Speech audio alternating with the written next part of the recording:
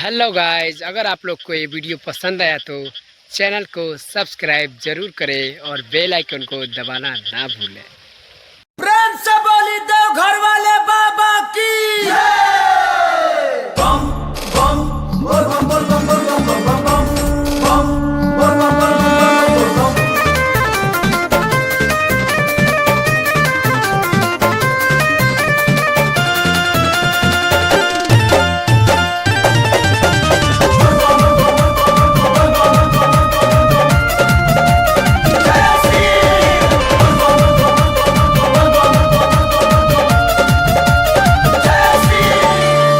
कही शब्द सुनाता सगरो सुबह शाम दोपहर में।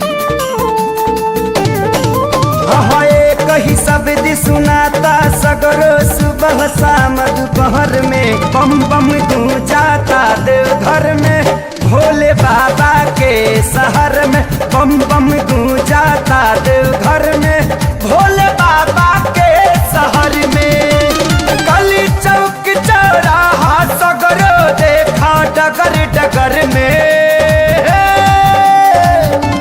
बम बम गूंजाता देवघर में भोले बाबा के शहर में। बम बम गूंजाता देवघर में भोले बाबा के शहर में।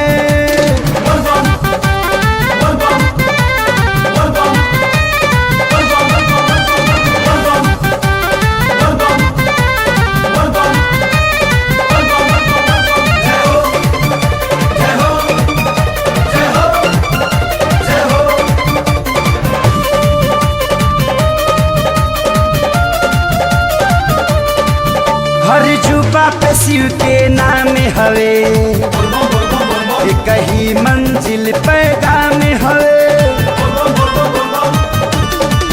हर जुबा पे शिव के नाम हवे, कहीं मंजिल पैगाम हवे। शिव नाम से शक्ति बढ़ जाला, शिव का सुइया पर चढ़ जाला। घट घट बासी शिव कैलाशी राखे सबके नजर में।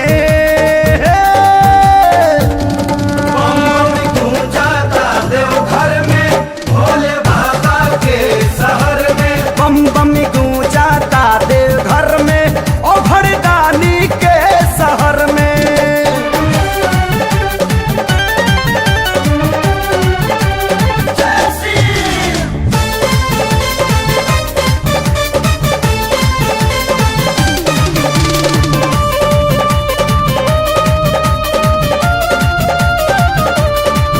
कांवर से दम पर दम निकले, दौरत घर से डाक बम निकले।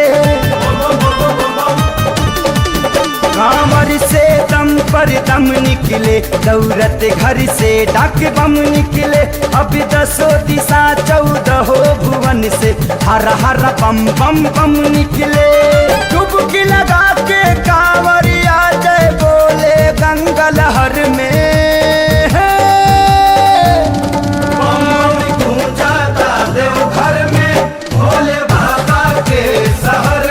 बम बम गूंजाता देवघर में बैजू बाबा के शहर में।